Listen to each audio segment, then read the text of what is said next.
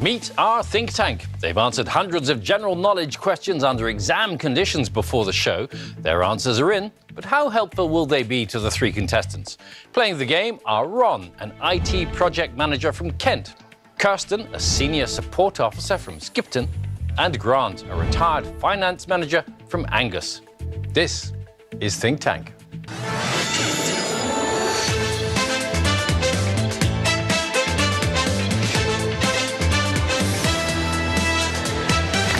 Welcome to the show. Welcome as ever to our think tank, which includes musician and former postman Cleve, chemistry teacher and former postwoman Armanel, and award-winning holiday rep Ken, who was once a milk delivery boy, earning just 50 pence a week. Hoping that they can deliver the correct answers throughout the show are our three contestants. Welcome to you all.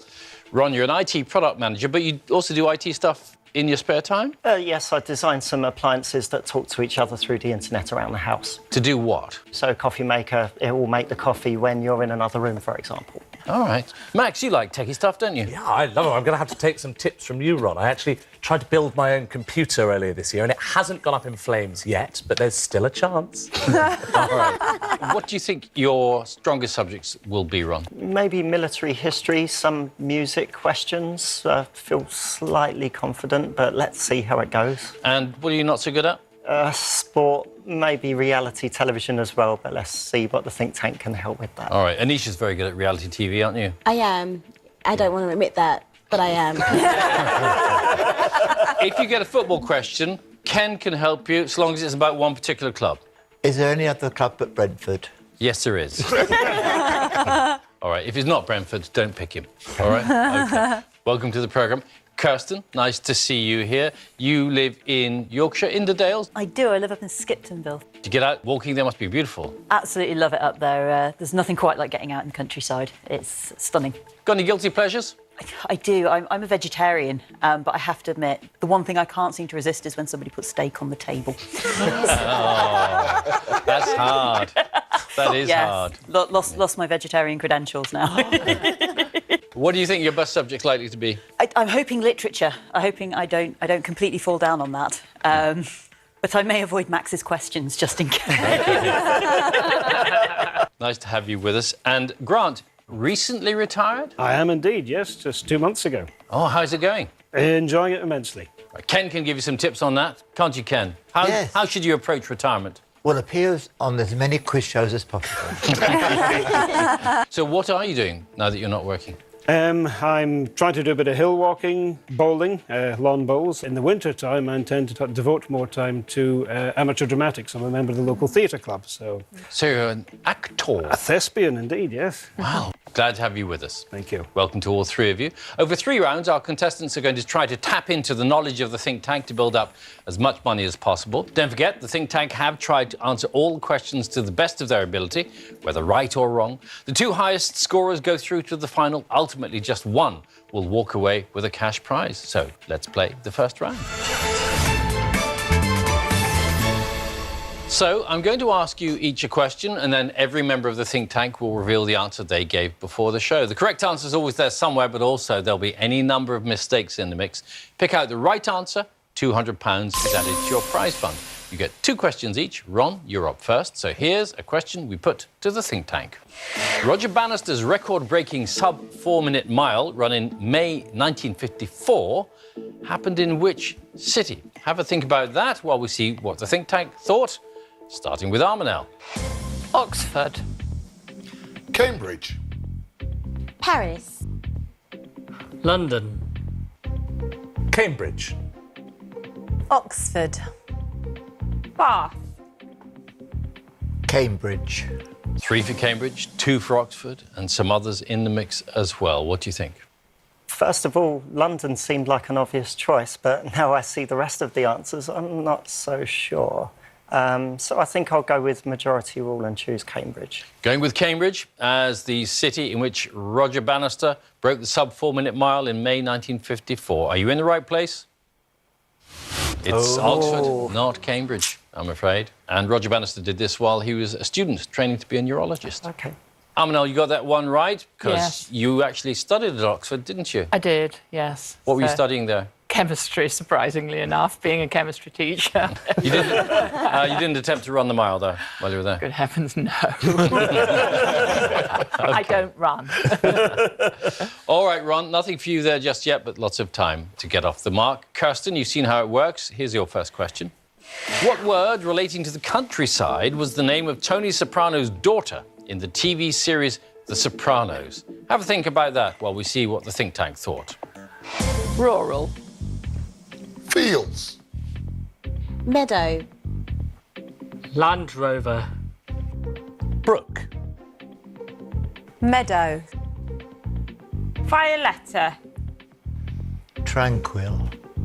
Well, I've seen some choices that the think tank have made in the past, but I have to say, that's one of the weirdest sets. Kirsten? And the worst thing is I've never actually watched a full episode of The Sopranos, so... I have to admit, I'm stuck between Meadow and Brook at the moment. I'm going to go with Anisha and Lucy. I'm going to say Meadow.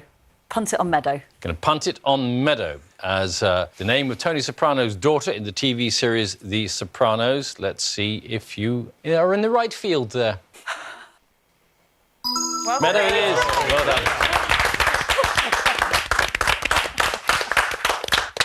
And Tony Soprano also had a son named Anthony, sort of less lyrically, really. And Peter, Land Rover, as a girl's name. No, Land Rover as anybody's name. I think they'll be a very powerful person. Forward thinking. Yeah, absolutely. Lots of gears to their personality. OK, all right. £200 to you, Kirsten.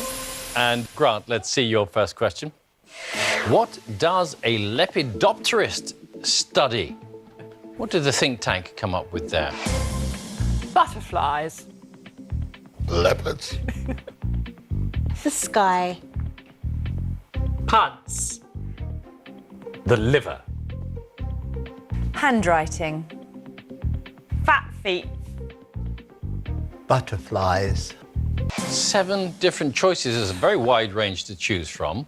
Given the word Lepidopterus, it sounds a bit like leopards, but I think I'm going to go with butterflies. Butterflies is your answer for what a lepidopterist studies. Let's see if you're right. Butterflies it is. Well done. Lepidoptera is the name of the order that butterflies and moths belong to. Peter, Pants, you are on fire today. I think my pants are on fire. OK. All right, Grant, well done. £200 is added to your prize fund for that correct answer. Ron, we come back to you for your second question. When the famous Hollywood sign was first erected in 1923, what word did it display? Have a think about that while we see what the think tank thought. Armanelle. Holywood. Hollyland. Hi. Studio. Hollywood Land. Hollywood. Famous. Hollywood Land.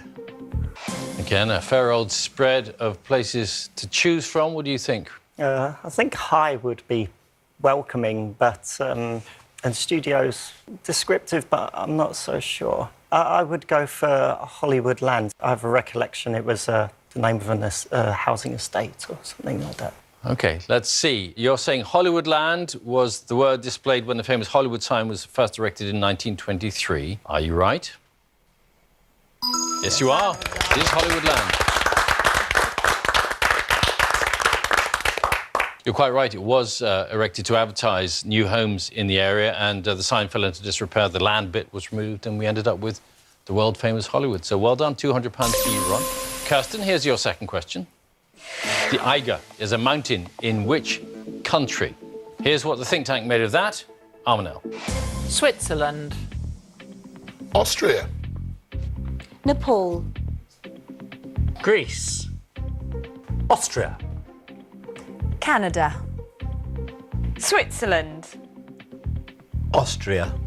3 for Austria, 2 for Switzerland, and a couple of others there as well. Oh, my gut instinct was for Austria, but now that I've seen Switzerland in there, I'm not entirely certain anymore.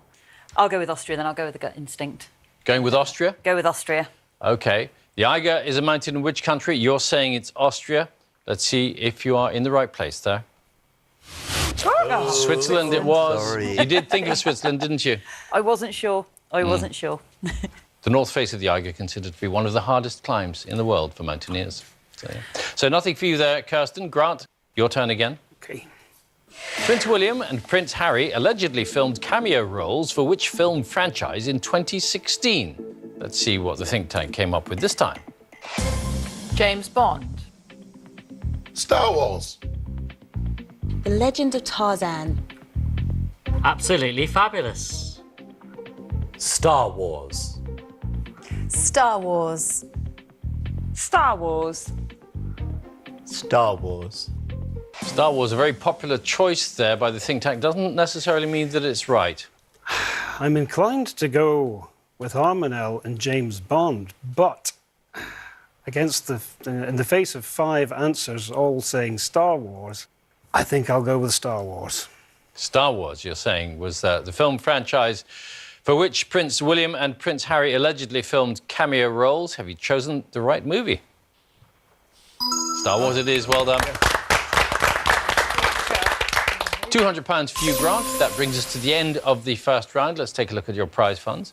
Ron and Kirsten are tied on £200. In the lead, though, with £400, it's Grant. Everything to play for. In our next round, every member of the think tank is holding 2 questions, which they answered correctly before the show. So you're going to take it in turns to pick someone whose knowledge you think you can match. For every correct answer, you'll get another £200 for your prize fund. Now, the range of questions reflects their varied interests and knowledge. Once a think tank has asked both of their questions, they cannot be picked again. Ron, you get to go first. You've got all of them to choose from, so whose knowledge do you think you can match? All of them are tempting, but I think, as I've been told, I'm behave very old for a young man. I'll choose someone who's young for an older man, so I'll choose Ken. Oh, now there's a compliment. It's so nice, isn't it? Yes. Nice to see a young person with manners. Right, I think you may get this. Glamis Castle is in which of the 4 countries of the UK? Now, if I think about it, it doesn't sound the English castles always have a bit more sort of dynamic names, and Scottish names are a bit more direct, so I think I'll go for Scotland. Scotland. Yes, correct answer. Well done. And it was the childhood home of Queen Elizabeth, the Queen Mother. OK. £200 for your running total then, Ron. Kirsten, we come to you. Still have all 8 to choose from. No, I'm not foolish enough to go for Max. There's literally no way I'll know those answers. I'll go with Peter.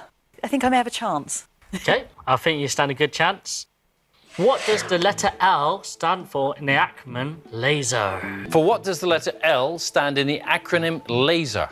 I should really know this. I played with lasers on my degree quite a bit. And I have I'm completely blanking on it as well. I'm going to go local. I'm pretty sure that's wrong. Local? I'm afraid it's incorrect. It's light. Oh, Light. come on. Stands for light amplification by stimulated emission of radiation. Just trips off the tongue, doesn't it, really? Hey? No problem. OK. You didn't get anything on that one, Kirsten. Grant, you're up next, and you can still choose any one of the 8. Yes, I think I'd like to choose Ken, please. Ken again. I think you've chosen the right person. This is all about show business. Okay. And you're a show business person, OK? One of the best films I've ever seen in my life, so here we go. Which actor playing Don Lockwood dances to and sings the title number in the film Singing in the Rain? Which actor playing Don Lockwood dances to and sings the title number of the film musical Singing in the Rain? I think it's Gene Kelly. Gene Kelly's your answer? It is? Is he right? Perfect answer. Well done, Gene Kelly. Well done. £200 to Grant, and we come back to Ron for your next question. You can't use Ken.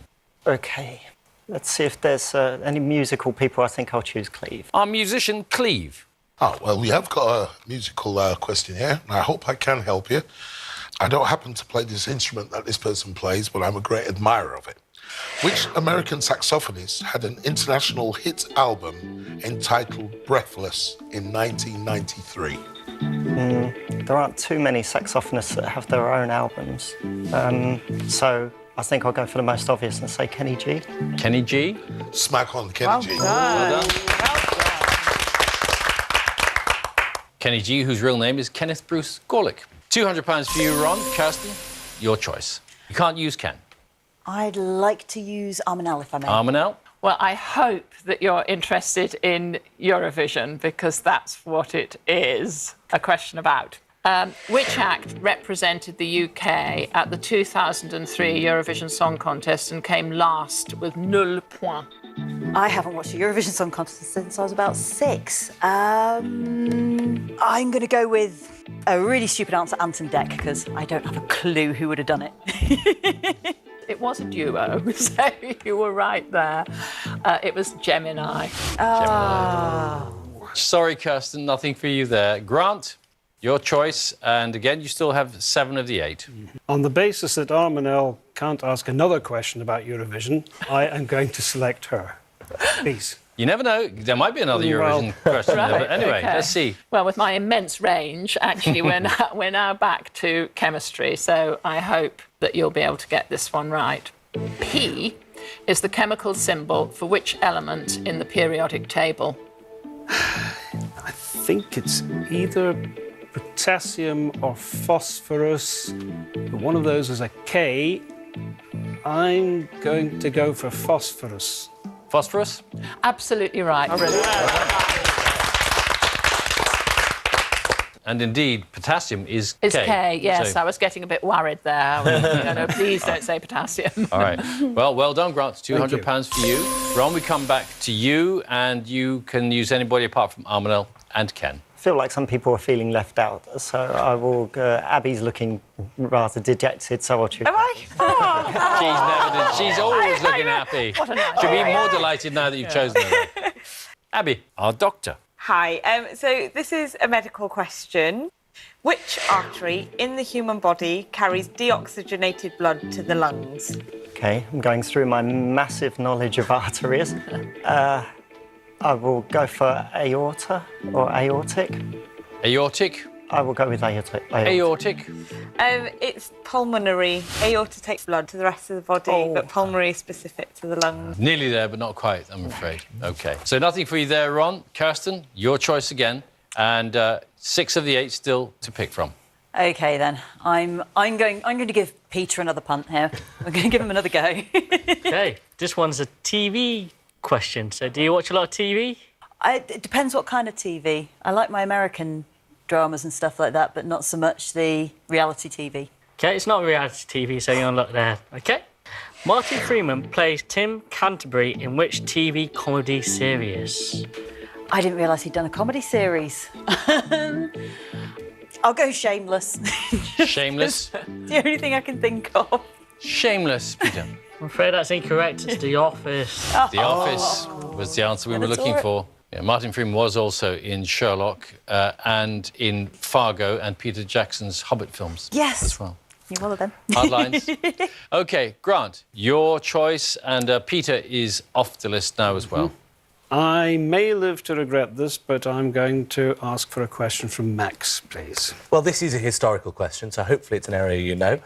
In the 4th century, Julian the Apostate was the sole ruler of which empire for only 19 months? I would have to guess at the Roman Empire. The Roman Empire? Well, Grant, it's a very good guess because you're absolutely right. It is the Roman Empire. Well done.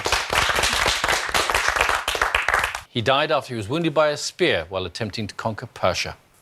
So good guess, Grant. Well done. £200 to you. And at the end of that round, let's see how your prize funds have changed. Kirsten is on £200. Ron is on £600. But in the lead with £1,000 is Grant. Now, you all picked 3 questions, but none of you chose to hear from Lucy or Anisha, and we don't want them to feel left out. So, just for fun, shall we ask Lucy to give us one of her questions that she answered correctly earlier? What is the English name of the stretch of water to the French known as La Manche? What is the English name of the stretch of water known to the French as La Manche? You might know this one at home. Any ideas here? Got to be the English Channel. The Channel. The Channel?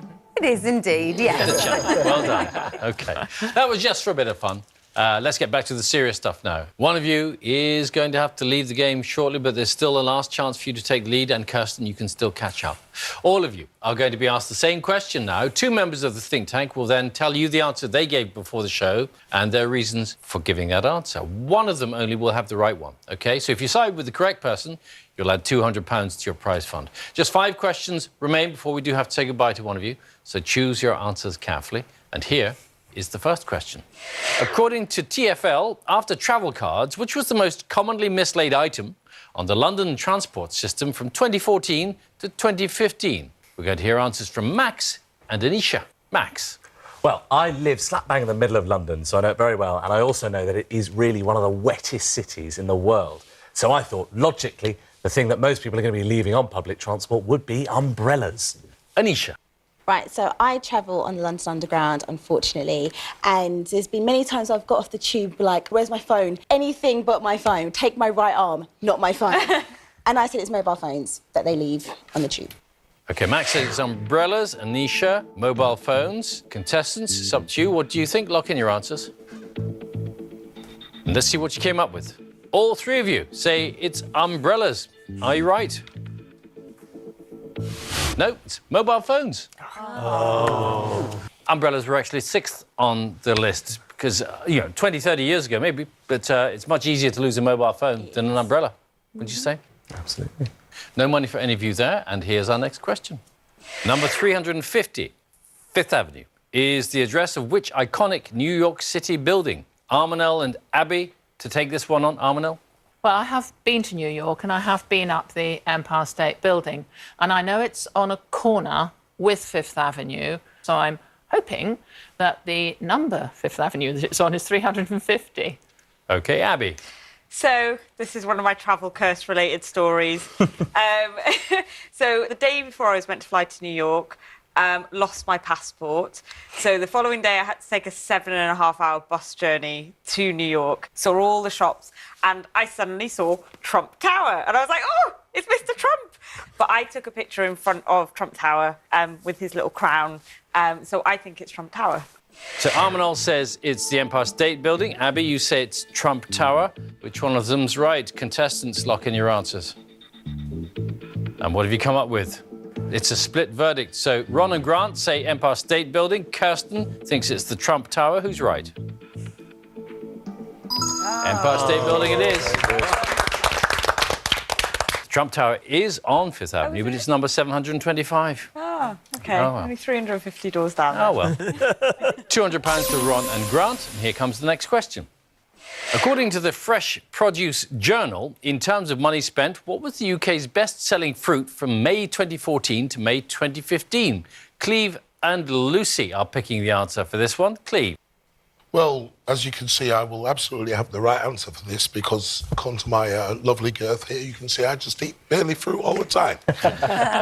But I do know from taking particularly one of my sons who played football pretty much through school and for a local team, there were a particular fruit that was being taken at half-time by a lot of the boys playing football and the girls, for that matter, and that fruit was a banana. So I think it was bananas. Lucy, what's your idea? In the UK, we're one of the world-leading producers of apples. They're just, I think, something that we enjoy as a nation. So I'm thinking apples. All right, Cleve says bananas. Lucy says apples. What do you think, contestants? Lock in your answers, please. So, Ron's gone for bananas. Kirsten and Grant are taking a bite out of the apple. Let's see who's right. Oh. Apples it is. During that period, we spent £846 million on apples. We really like them. It's a whole lot of apples, isn't it? OK. So that's £200 for Kirsten and Grant. And we come to question number 4. Traditionally, what colour is the UK Chancellor's budget box? Anisha and Ken taking this one on. Anisha. OK, so this question obviously relates to money. So you know that saying, like, when you're in the black, which kind of means like you're out of debt or something. So I thought, oh, black. So I wrote black. Ken? Well, I'm going along the same lines as you, Anisha, but I think you talk about being in the red. OK. And I think the box is red. So Anisha says it's black, Ken says it's red. What colour are you going to plump for, contestants? What have you come up with? All three of you saying it's a red box. Have you got the right colour? Red it is, well done. The practice of using red boxes said to date back to the days of Elizabeth I. OK, so well done all of you. £200 to your prize fund. And here is the final question in this round. According to a social progress report, which European country had the best standard of education in 2015? Armanel and Peter tackling this one. Armanel. My answer is Finland, because I have a feeling that it was going to be a Scandinavian country, and I have a vague memory of seeing Finland topping a list recently. So I think it's Finland. OK, thank you. Peter? I think it's Germany, because I remember when I was at school, I had a German exchange student and he knew everything. So I went for Germany. All right, Armadale says Finland. Peter says it's Germany. We want to know what you think, contestants. Lock in your answers. All three of you going with Finland. Have you got the right place? Yes. Finland is correct. Turns out Germany was 7th in Europe. Best country in the world for education, according to this, South Korea. Wow. Really? Yeah. So £200 for all of you. So that brings us to the end of the main game. Let's take a look at your totals. In the lead is Grant with £1,800, followed by Ron with £1,200. Trailing behind, sadly, with £800 is Kirsten. So sadly, we have to say goodbye to you, Kirsten. But thank you very much. We hope you've had a good time. You've been a great contestant.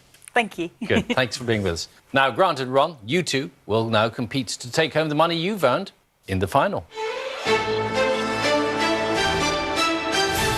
Ron, had any thoughts about how you might spend the winnings if you were to be victorious today? Well, as I work in IT, I would like to put it towards maybe starting my own company, take out some patents on a few other internet-enabled devices, start controlling people's houses like in sci-fi films. Yeah. Grant? Yes, indeed. My brother-in-law lives in Perth in Australia, and although he's been to visit us a few times, he is desperate for my wife and I to go and visit him. So if I was lucky enough to go home with a few bob today, I'll put it towards air tickets to Australia. OK. All right, well, good luck to both of you. Thank you. The final is a general knowledge battle. I'm going to ask you 5 questions each, and whoever gives the most correct answers takes home the money they've built up so far. You're not on your own, though. The think tankers still here to help you if they can.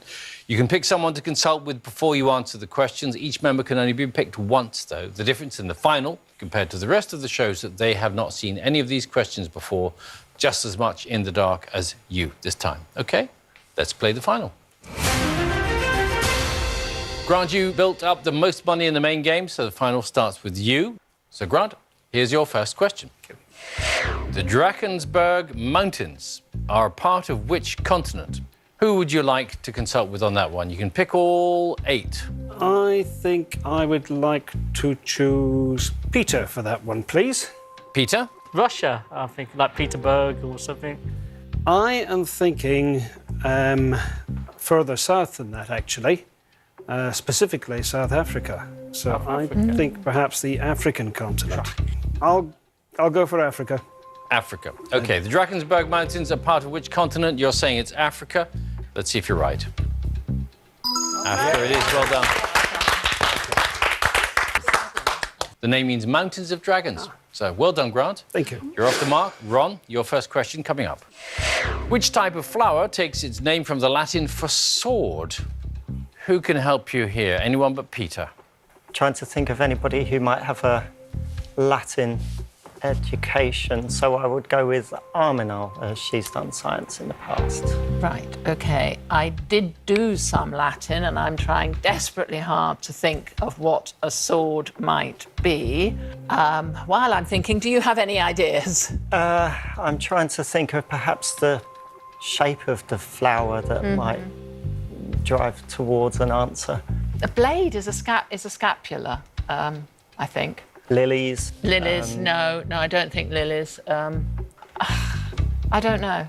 We're going to be very cross when we find out the answer I'm sure. as well. I will just go with Lily in the absence of anything else. Lily. Lily's your guess? It is. OK. Which type of flower takes its name from the Latin for sword? You're saying it's lily. Are you on the right lines there? Very nice. Gladiolus. From Gladiator. Gladiators. It's from Gladiator because the gladiolus has Of course. sword-shaped of course. leaves. OK, sorry, Ron, nothing for you there. We come to Grant for your second question. Which Hindu deity gives its name to a type of large articulated lorry? 6 of the 8 think tankers to choose from. I think I would like to ask for Max's help with this, please. Well, I see if I can help you out. I remember there were stories when, the Romans and the Greeks first came into contact with the Hindus of terrifying processions by Hindu believers of great big trucks carrying the worshippers. I think the name of that religious truck was a juggernaut. I think you're absolutely right. Something's clicked in the back of my mind. I'll say Juggernaut, yes. Juggernaut. Which Hindu deity gives its name to a type of large articulated lorry? You're saying it's Juggernaut. Let's see if you're right. Yeah. Well done. It is the Juggernaut. And a well-articulated answer. Perfect. Yes, effigies of this particular deity are traditionally carried through the streets in large chariots. OK. Right, 2-0 to you at the moment, Grant, but Ron, you can still catch up. Here's your second question. The Interpretation of Dreams is an 1899 book by which man? So, 5 to choose from now. OK, I think I'm going to go back to the medical lady and choose Abby again. OK, do you have any idea? I have a good idea of what the answer is. I think it's Sigmund Freud. Ah, that's exactly what I was going to say. Only because recently I saw this book and I did start reading the beginning of it, so I really do think it's likely to be Sigmund Freud. OK, I will go with Sigmund Freud, I'll agree. The Interpretation of Dreams is an 1899 book by which man? You're saying it's Sigmund Freud. Let's see if you got the right person. Sigmund Freud, it is. Well done. Well done, Ron. 2-1 to Grant. Your next question now, Grant. In 1999, the DJ Fatboy Slim married which woman? Half of the think tank to choose from. I think I would like to rely on Anisha for this one, please. Do you have any ideas, first of all? None at all, to be honest. When it says which woman, does that kind of mean that she's not famous? Because obviously if she was famous, she would be like, married which actress? So I'm thinking maybe it's just like a run-of-the-mill kind of lady. Yes. But Something is ringing a bell. I'd make a guess at somebody like Zoe Ball. okay. I think I'd like to take a guess at Zoe Ball. Zoe Ball. Not a confident guess. In 1999, the DJ Fatboy Slim married which woman? You're saying Zoe Ball. Let's have a look at the answer. Yeah. Which is Zoe Ball. Well done. Fatboy Slim's real name's Norman Cook. Of course. 3-1 to Grant at the moment. Ron, you're still in it, though. Here's your next question. The England Rugby Union international Owen Farrell played for which club during the 2015 to 2016 season? Lucy, Cleve or Ken to choose from to help you? Trying to think of who might actually have an interest in rugby. I will go for Ken, I think. Ken? If you have any idea. I would guess something like Wasps or something. OK, in my head, I've had 2 teams jump in. First, I thought Saracens, and then I thought Harlequins. Ooh, that's jogging a bit. I seem to remember that Harlequins have been doing OK lately. I and if have been to the Stoop, which is the Harlequins ground. I think we should take a chance on that, actually. OK, fingers crossed, let's dive in. Harlequins. You're diving in on Harlequins. The England Rugby Union international Owen Farrell played for which club in the 2015-2016 season? You say it's Harlequins. Have you chosen the right team? Saracens, it was the other team you thought of. And he plays fly half or inside centre, but for Saracens, not Harlequins. So a miss there for you, Ron. Grant, your fourth question coming up. If you get this one right, Ron will not be able to catch up with you, so you will be today's winner. OK, just bear that in mind, and here is your question. What are the largest rodents native to North America and Europe? And you can choose from Lucy or Cleve. I think I may know the answer to this, but I will choose Cleve, please. Large rodents. Well, I tell you what, if you know the answer, I'm really not sure. Actually, now that I realise, I'm thinking, no, maybe the one I'm thinking of is the largest rodent in the world, and that's not native in North America or Europe. Oh, dear. I'm going to say capybara because that's the first answer I had, but I think that may be South American. Capybara? Yes. OK. What are the largest rodents native to North America and Europe? You're saying, Grant, it's capybara. This would be to win today and win £1,800.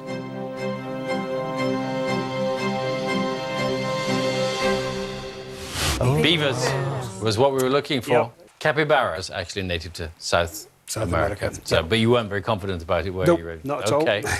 All right, Ron, you're still in it. And here comes your fourth question. This is to keep you in the game.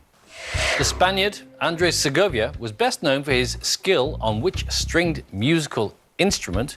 Just Lucy to help you. OK, Lucy, what's your musical knowledge like? And my musical knowledge lay at Fatboy Slim with Zoe Ball. Do you have any? Can we work through some instruments? I immediately think of acoustic guitar. I was thinking maybe a Spanish guitar, but I'm not, you know. Yeah, it sounds about right. Sounds like a reasonable punt. Yeah, I should go with my gut instinct. I'll say that, the guitar. Guitar. The Spaniard Andres Segovia, best known for his skill on which stringed musical instrument? You're saying it's the guitar. Let's see if you're right. You are, it is the guitar. Well done. So 3-2 to Grant, and well done, Ron, but it does mean still, Grant, that if you get this one right, you will be the winner today. This is your fifth question. No think tankers left to help you out. You're on your own from here on. Here you go, Grant. Here's your fifth question. Which French king, born in 1638, was known as the Sun King? Oh, Louis. That's the first bit. I think it's the 16th. Louis the 16th. Louis the 16th, you're saying, is the French king born in 1638 who was known as the Sun King. This to win today's game and £1,800. Let's see if you're right.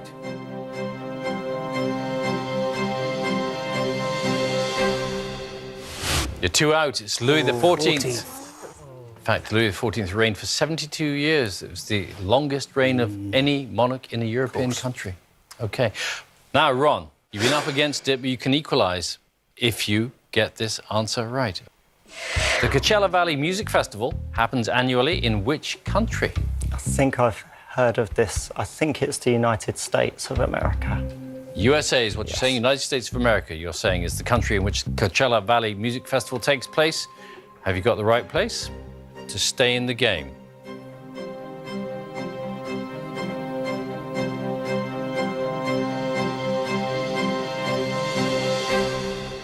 It is the USA. Well done. Well, that's a great comeback, wasn't it, Ron? OK, after 5 questions each, then your scores are tied, so we're going to go to sudden death. As all the members of the think tank have been used up, you are still on your own till we find a winner. And Grant, here is your next question. Which type of short pasta tubes take their name from the Italian for quills? It's not macaroni. I would have to hazard a guess at penny. Penny? OK. That's your answer. Which type of short pasta tubes take their name from the Italian for quills? You say it's penny. Let's see if you're right.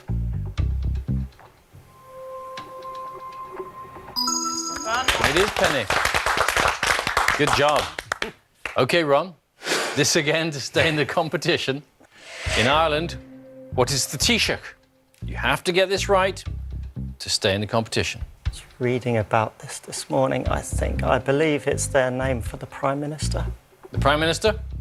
OK, you're saying in Ireland the Taoiseach is the Prime Minister. Are you right?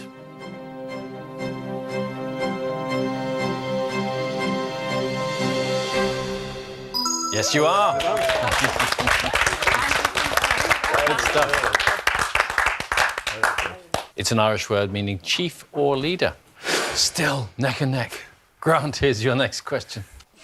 In which decade were the TV shows Blue Peter and Panorama first shown?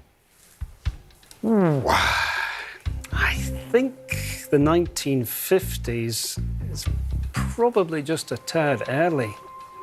I'm going to say the 1960s. You're going for the 1960s? Yes. That's the decade in which the TV shows Blue Peter and Panorama were first shown. Have you got the right time?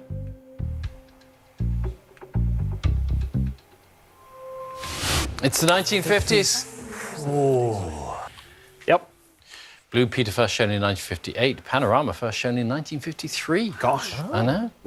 OK, well, Ron, having been up against it earlier, now if you get this answer right, you will be our winner today. Here's your question. Who was the England football manager when England famously beat Germany 5-1 in Munich? OK. So I think this was in 2001. So that would make it Sven-Göran Eriksson. Sven-Göran Eriksson is your answer. As the England football manager when England famously beat Germany 5-1 in Munich. If you're right, you'll be today's winner and taking home a minimum of £1,200. Let's see if you are.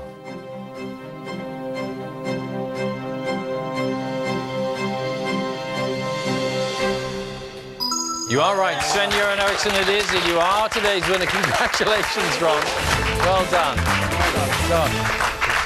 Well, it was 2001. Michael Owen scored a hat-trick in that fantastic game. But what an epic battle that was between you. Fantastic stuff. And Grant, you're so nearly there. So nearly there. It's been a great day. Well, it didn't quite happen for you. You're not taking anything home, but thanks very much for playing. A great competitor. Thank you. Thank you. Phew. Hey, Ron? Yeah. Gosh, as our winner, you're definitely taking home £1,200. You will shortly have the chance to add an extra £1,000 to your winnings. First, though, let's take a moment to seek out the think tanker who gave the most correct answers during the show. And it was... Armanel. Well done, Armanel.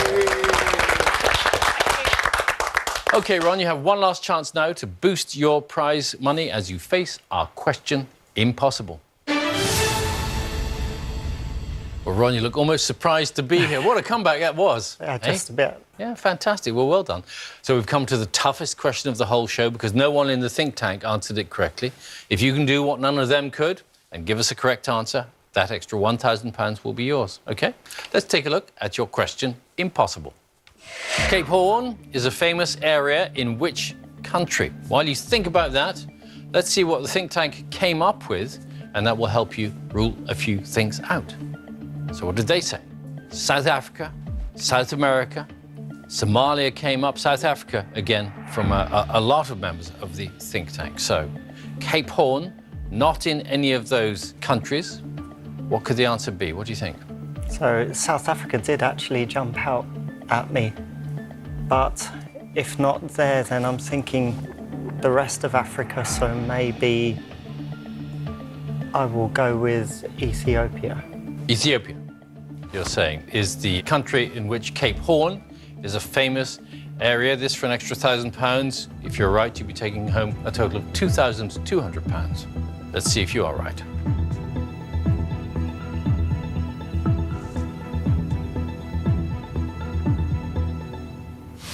Ooh. It's Chile, I'm afraid, which is in South America, but is a country on the bottom of South America, off the southern tip there. So, well, you're still living with £1,200, though, so something will help towards your new business? Yes, definitely. All right, well, very good luck with that, and thanks so much for being a really good participant. Well done. Thank you. Thanks for watching. Do join us next time when 3 more contestants will see whether they can bank on the think tank. Until then, it's goodbye from them. Bye. And it's goodbye from me. Bye-bye.